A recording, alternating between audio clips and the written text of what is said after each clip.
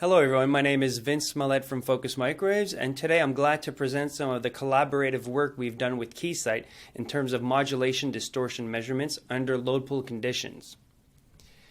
So as most of you are attending this webinar, you're probably very familiar with load pull, so we're just going to do a high-level overview of the introduction to load pull, but then we're going to do a deeper dive on scalar techniques, vector techniques, using a VNA, how traditional tuners were used in the past and still today, and how people are moving to direct connect tuners, especially with tuners that we've developed, which we call delta tuners. So we'll be showing the results that we've measured on a device using 67 gigahertz delta tuners for a millimeter wave application. So again, no surprises here. Why do we need load pull, both for CW and modulated signals? We'll do an analysis of this as we go through these slides. So again, what are we doing with load pull? Ultimately, we want to present an input and output matching network using these passive tuners at different power levels. So we know an active device will have a different behavior when we inject a small signal versus a large signal. So here's just an example of a mimic and a high power fixture that basically is the end result of what we ultimately want to create or tested using the tuners. So again, you want to present fundamental and harmonic impedance for given frequencies, and ultimately that will be applied in your final design. So again, definition of load pull is, we're presenting source and load impedances to a device. And as we know, here we can see an example of it. The middle Smith chart is showing some output contours of a device at low power. So the maximum point is on the north side of the Smith chart, while as we drive it in compression on the right side, we can see that the maximum point is very different than what we expected. So this is a bit of an exaggeration of the concept, but it's to better understand why load pull is required. So I mentioned gain compression. So we know a device, as we inject or increase the input power, at one point the output power will continue increasing linearly. But as we get to a certain point, that output power will start to saturate, and this is what we call a compression area. So if we plot gain now, gain will be very flat until we hit this non-linear region, and then the gain will start dropping off, and basically we'll hit the saturated power. If we look at a parameter like power added efficiency, that will start very low and then steadily increase until we hit the non-linear region, and that will basically saturate. And those are the areas we're looking for. So in the linear region, we know that if we match the source by the load by conjugate match, we'll get the best power transfer. But when we hit the nonlinear region, that's not necessarily true because there's multiple parameters there. We might want to optimize for output power, gain, efficiency, in this case linearity. So these points might not necessarily overlay, and that's why the conjugate match might not actually work for all the points, or for all the parameters we're looking at. So how do we set an impedance? There's multiple ways of doing it. Ultimately, we want to control that A wave going back. That's the ultimate goal. So we could either reflect that B wave with a passive tuner, and there's limitation and capabilities there, or we could just terminate that signal and re-inject it actively. Or we could have a combination of both, where you have a passive tuner and an active signal, a coherent active signal we're sending back, to have a combination of both. Okay, so here's a small quick simulation where you see this is inside a tuner where we see the signals actually flowing through the tuner, and we have a probe that's totally retracted. So in other words, this is a 50 ohm environment. All the power that's flowing through the tuner will go through and will not be reflected back. On the lower simulation, we see that the probe is actually going down, and now we have a standing wave, and that's what we're creating a set impedance. So as we move the probe right and left and up and down, we have a different impedance. We're presenting a different impedance, and that's how we control that A wave going back, therefore controlling the impedance. So the goal of this webinar is really to look more at modulated signals. So we really well understand, what the capabilities are and what the objectives are when we're looking at CW signal. But what do we get more by tuning a tuner with a modulated signal? So here's a quick example at the bottom. We have a modulated signal we're injecting into an amplifier or transistor or something like that. And on the output, we're going to be looking at the distortion. So there's two types of distortions that we're really interested in. The out-of-band distortions, which are the ACPR, so the adjacent channel power ratios, and also the in-band, so that's called the EVM. You could also look at a constellation.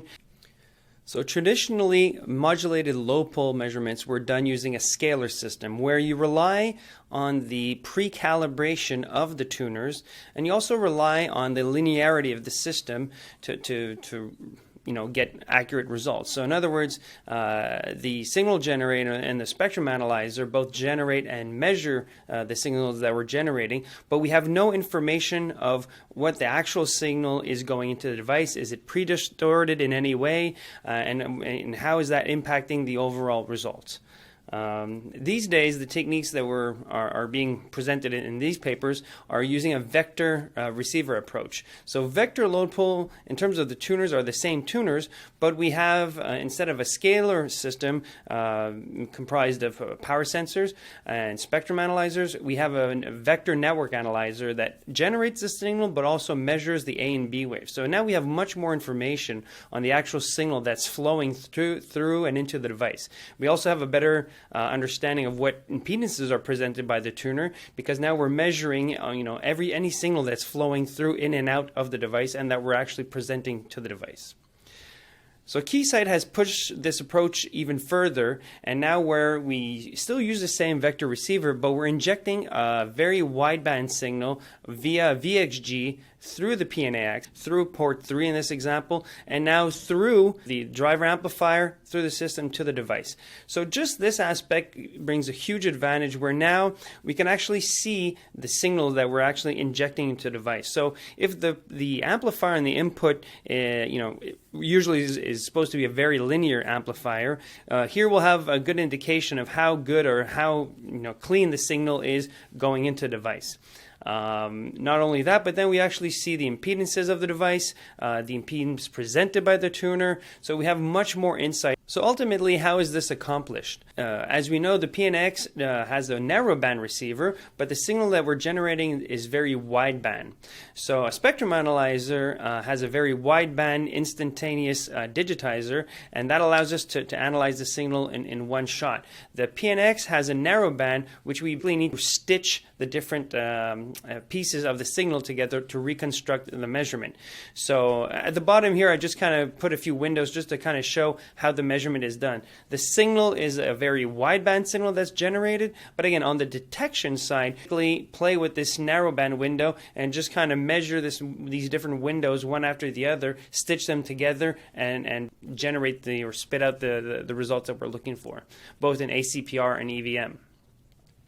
So going back to a bit of like tuner basics, so we know a passive tuner will reflect, any signal that's generated, whether it be a CW or modulated signal. So again, as we know, some of the tuner limitations is obviously as a passive tuner, you will have a limitation in tuning range, and that's dictated by the loss you increase between the tuner and the device. So as in this example in the middle, we see the tuning range is reduced because we're simulating as if we put a cable that has a certain loss. So as the longer that cable is, it could be a probe, it could be a coupler, it could be anything that's between the tuner and the device that will collapse the tuning range that's available by the passive tuner. Historically, that was always the biggest thing. Passive tuners have limited tuning range, and that was a big thing. And we've done all sorts of work to alleviate that. So now, one thing with these new modulation signals, which are getting much wider band, we're not only, tuning range is not the only concern we have. Now it's impedance skew. So as I mentioned, for a CW signal, the tuner will present a single impedance. But as you inject a wideband signal, we're the tuner is still reflecting that signal, but now since there's an electrical delay between any tuner and the device, you will have an impedance skew and not just a single point on the Smith chart. So now we can see in the middle here that there's two concerns with a setup that we would have in the past. Usually we'd have a setup like we see on the left, where we have a probe, a cable, a coupler, and that basically adds electrical delay between the tuner and the device, hence generating an impedance skew and limited tuning range. So this is a well-known phenomenon. This is not something we just discovered. That's always been around. And again, the impedance skew is directly related or proportional to the electrical delay between the tuner and the bandwidth of the signal. So on the right here, we see basically an impedance which is identified by an X. It's a single dot. On the left, it's a modulated signal. So now again, you're not setting a single impedance, you're having an impedance skew. So this can affect the performance, especially with these wideband signals we're looking at. Historically, when we looked at 1G, 2G, 3G, we're talking about a few megahertz. Now we're talking about hundreds of megahertz potentially, with even 6G coming out. So these are things that engineers and designers really need to look at now to better understand the behavior of the device. So a few years ago, now we're almost 5 years coming on to the Delta tuners, which Focus has developed. The big challenge we wanted to overcome was tuning range, right? You see on the right, we have the Delta tuner that connects directly to the probe tip for on-wafer application. That was a huge, game changer for us, because the traditional tuners required some sort of a cable or electrical delay, which would affect tuning range and impedance skew. So here again is the scenario that we kind of like summarized in one slide. So again, on the left you see the limited tuning range, impedance skew created by the electrical delay, but on the right you see the Delta tuner that has the best of both worlds, has the best tuning range and the smaller impedance skew due to the fact that there is a very short delay, electrical delay caused by the probe in this case. So we did some measurements to kind of prove and better understand this. So this is just a picture of our system, a development system that we have in the lab. So here we're using a PNAX with the modulation distortion application. We're using a VXG with 100 megahertz wide signal. So when I say 100 megahertz, is the carrier bandwidth is 100 megahertz, but we'll be measuring on much wider, actually up to 300 megahertz wide with the capability of the PNAX. We have both source and a load tuner that are from 10 to 67 gigahertz. They're both harmonic tuners. We're using our Auriga bias Ts. An MPI TS3000 probe station with 67 gigahertz Titan probes.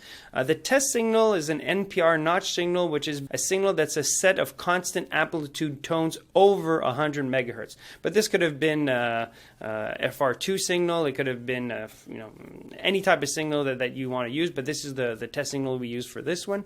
The device is a GAN device operating at 28 gigahertz. So here are some load pull contours. People are obviously familiar with this. So what we're seeing here is the green circle. So the very close contour here, that's output power. So we're seeing that the tuning range of this system at 28 gigahertz is 0.86 gamma at 28 gigahertz, and we see both the output contours and the efficiency contours that are very well closed and very well demonstrated or captured in this measurement. But ultimately, we want to look more at distortion measurements. So here we're plotting EVM. So we wanted to look at what EVM looked like. So we used, again, a wideband signal of 100 megahertz using the distortion measurement application in the PNAX and measured EVM. So for this power level, we're getting a variation of the lowest value is 4% up to 6%.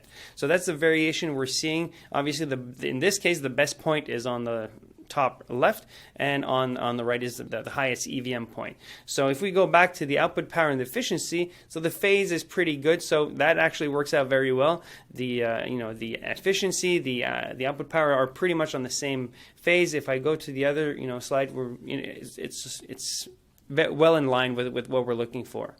Now, ACPR is also another interesting thing to look at. So here we have both the low and the high. So you can see that they're a bit off. It's a 100 megahertz signal, and it's you can see that both of these ACPRs would be ideally would overlap, but even the low and the high are slightly off. So there might be a choice we want to do here, or maybe somewhere in the middle to figure out what would be the best ACPR for the specific application. Now, some people might look at this and say, well, okay, we're not really closing the ACPR contours. So, we would like to go a bit further in tuning range. But yes, in reality, this contour kind of shows us or tells us that the optimums are a bit higher. But if we go back to the output power and efficiency, if we want a decent output power and efficiency level, we couldn't really go too far out anyway. So even if the ACPR and EVM values are seem to be a bit further on the Smith chart, we wouldn't even go to those points as an end result, because basically we still need a certain level of output power and efficiency to meet the requirements that we're looking for. So here's another, so now this is the same data, but we swept the power. So the contours are kind of the end result at a fixed power. In this case, we're sweeping the input power and plotting EVM and ACPR. So on the left, we can see the EVM. The numbers are a bit small on this side, so I'll have to kind of talk it through. But here you can see that the left and bottom curve that's kind of going up, that's the EVM value. So we can see that we're measuring at lower powers, EVM values that are less than 1%. Actually, the lowest value is like 0.3%. So that's very, very good for a 100 megahertz signal in a load pull condition. So as we increase the power, we see that this can go up to 9%. But like at 1 dB compression, we're somewhere in the range of almost 6% EVM. On the right side, we see ACPR. So that's the same power sweep, same data, except we're just plotting the same gain contour, or the same gain curve, but with ACPR.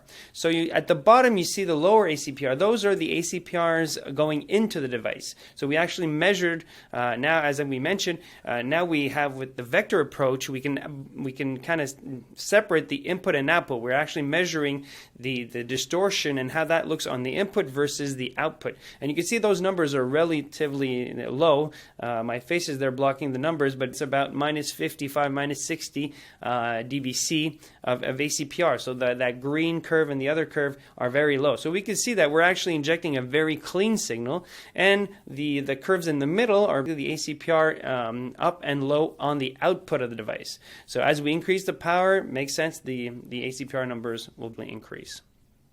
Okay, so how does this translate into impedance presenting? Because at the end of the day, we're using these tuners to present an impedance. So on the left, we did a small comparison. So again, those you see the multiple points, that's the impedance skew. So on the top left, you see all the points that are there. This is a 50 megahertz wideband signal. So what we did is we did a calibration that had a certain step, and we covered 50 megahertz of bandwidth. So with the delta tuner that connects very closely to the device, that phase degree of that impedance skew is only 9 degrees for a 50 megahertz signal. On the right, what we did is we took a traditional tuner with a 3-inch cable, which a 3-inch cable is very, very short. Not many traditional tuners can actually connect with the 3-inch cable, but we tried to keep it as short as possible for this example. And you can see that even a 3-inch cable at 28 gigahertz gives you a 39-degree phase shift. As we increase the bandwidth, now this is a 100 megahertz signal, now we see 18 degrees on the delta tuners and 71 degree phase shift on the traditional tuners. So as you can see, this starts increasing significantly, and as I mentioned, 3 inches is not that long for an RF cable to connect a tuner to a probe. Again, this is just 300 megahertz. We're just kind of exaggerating or showing how pushing the concept. Again, 300 megahertz for delta tuners, we're looking at 48 degrees versus 240. We're almost all the way around the Smith chart using the traditional tuner. So how does that? So what I did here is we've overlaid for 100 megahertz. We've overlaid the impedance we're presenting on the tuner versus a delta tuner versus a traditional tuner. So on the left, we see the EVM contours, and we can see that our impedances are very tight or very narrow, even on 100 megahertz, and are kind of sitting at that optimum point for the EVM value. Now on the right, if we use a traditional tuner, well, the first thing that jumps off or jumps to the eyes is the impedance skew. Obviously, now you have a huge impedance skew, but the tuning range or the impedance is actually not at the optimum, and the reason for that is which we've discussed earlier, is the limited tuning range by the cable that is introducing the loss between the tuner and the probe. So what we're actually seeing here is we can't even tune to that optimum point. So this is kind of new. You know, we at these frequencies we couldn't really tune to these impedances historically with passive tuners. So you're kind of like on the right, you really see the both of the worst scenarios. You see the limited tuning range and the large impedance skew. So again, on the left, you can see that the impedances are still within 0.2 of the optimum in terms of EVM value. On the right, we're covering the entire pattern we've created, and in these cases, there's like 6%, 4%. It's kind of all over the place. So that is really not a reliable measurement that you can really apply. So some people might say, okay, well, why don't I do an active measurement? We know the limitations of passive tuners. Active tuners are getting more, active systems are getting more and more popular. But again, the active is always, challenged with the same issues where ultimately, there's a mismatch loss that a passive tuner deals with very well. It doesn't matter if the power is high or the power is low. You set a certain XY position, it will reflect the wave that's going into it and will present a fixed impedance. Now, for the active, what you need to do is you need to re-inject. So you need to terminate that signal going through, and you need to re-inject a coherent signal to be able to tune that. But to do that, you need a much larger feedback amplifier or load amplifier, whatever you want to call it. You need a very big amplifier to basically compensate for that mismatch. So on the left, we send a kind of just a mismatch loss calculation that kind of shows if you're measuring at 50 ohms or at 0.2 gamma, 0.4 gamma, you don't need much of an amplifier to mismatch that, but we're interested at like 0.85, and those values. So in the previous measurement we showed, we have a gamma of 0.86. So to do this, you're looking at 4 or 5 dB mismatch loss. So in other words, the load amplifier needs to be at least 5 dB bit larger than what you're actually testing. Now, the amplifier doesn't get connected directly to the device. You have to basically reroute that signal. So you have to add the loss of an isolator, bias T, a coupler, a cable, a probe. So that 4 dB can easily become 6, 7, 10 dB, even more, especially at these high frequencies. Not only that, now we're not just talking about CW, you're looking at a modulated signal. So the load amplifier needs to be extremely linear, high gain, and just cannot re-inject or feed more nonlinearities in the system. So that's a huge challenge for an active system. I'm not saying it's not doable, it's just a very, very difficult measurement to perform. So again, kind of coming up to the end of my time here, so now we're going to have a few marketing slides. So how to focus address this? We've worked with Keysight with these delta tuners and optimized them for not just CW but for modulated signals. So we have two flavors of our delta tuners. We have the low frequency deltas that start from 1.8 to 40 gigahertz. Again, this is really unmatched performance in terms of tuning range, impedance skew, used for both low pull, fundamental low pull, harmonic low pull, and noise measurements for all sorts of applications below 40 gigahertz. There's also our millimeter wave delta tuners that kind of start in the range of 20 gigahertz. We have other flavors. We have 10 as well. Here's just an example of a 20 to 120 gigahertz system where we use the M4 heads. Sorry, that's an internal name. So we use the Keysight extension heads and what we do is we have these heads that are very close to the device, and we can inject the signal very closely there. And we can even see, here's an example. This is kind of the end result, where we use the receivers that are inside the extension heads to measure the A and B waves. So this is a very involved, very capable system. But again, with this kind of system, you can do CW, IMD, modulated load pull, using again the distortion measurement of the PNAX. So in ending, there's a few just reference documents. As I mentioned, we worked with Keysight on this quite a bit. There's a lot of technical information. So, here's a reference to some of the ACPR modulation distortion measurements that are available on Keysight's website.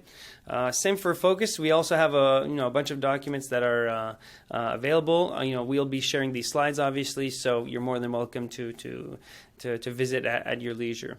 So again, thank you for your time. If you want to learn more about our applications and how we deal with these type of measurements, please visit our website at focus-microwaves.com, and we look forward to hearing from you. Thank you very much.